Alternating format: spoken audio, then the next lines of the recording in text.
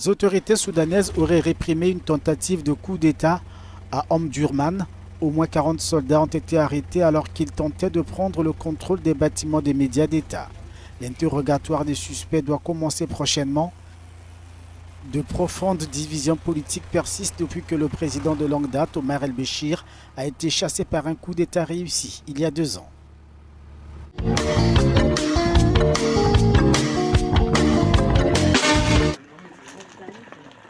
La sentence est tombée, 25 ans de prison pour Paul Rusesabagina, l'ancien directeur de l'hôtel des Mille Collines. Ce lundi, un tribunal de Kigali l'a reconnu coupable de terrorisme pour son association avec le Front de Libération Nationale, la branche armée du mouvement Rwandais pour le changement démocratique. Un verdict sans surprise pour la fille de cet opposant de longue date du président Paul Kagame, alors que la Belgique, dont il est ressortissant, évoque un procès inéquitable. On n'est pas surpris par la décision des juges. Les juges ont décidé ce que le dictateur veut qu'ils décident. Et donc on s'attendait exactement à ça. Maintenant que le procès est terminé, on est content que cette pièce de théâtre est terminée. Donc c'est un chapitre qui se termine et ça nous permet maintenant de mettre plus de pression à d'autres endroits, de demander à la communauté internationale qui maintenant parle de sanctions, effectivement les invoquer sur le Rwanda.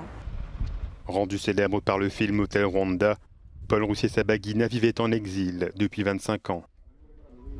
Son arrestation en août 2020 avait suscité la controverse, sa famille soutenant qu'il avait été kidnappé à la descente d'un avion devant se rendre au Burundi.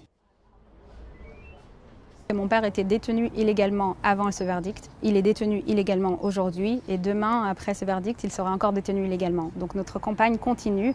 On n'est pas découragé par ce verdict, il ne signifie rien pour nous. Selon une des juges du tribunal de Kigali, la réduction de 25 ans de prison serait impossible en raison du boycott des audiences par l'accusé et sa défense depuis mars 2021.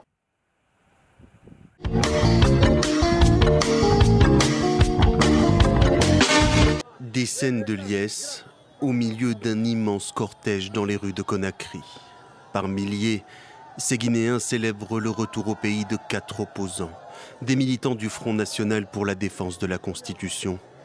Considérés comme des héros de la liberté et de la démocratie, ils avaient dû fuir la Guinée pour s'être opposés à un 3e mandat d'Alpha Condé. Je remercie les nouvelles autorités qui ont pris cette décision justement de nous permettre de rentrer et de libérer des camarades de lutte qui étaient en prison. Le président déchu, toujours en détention depuis qu'il a été renversé, a pu rencontrer les chefs d'État ivoiriens et ghanéens dans le cadre d'une mission de la CEDEAO. Mais malgré la pression de l'organisation, sa libération n'est pas à l'ordre du jour, comme l'indique la junte lors de sa première conférence de presse. Il est aussi clair pour toutes les parties que l'ancien président demeurera en Guinée et au lieu de choix du CNRD. Toutes les mesures seront prises pour le respect de son intégrité physique et morale.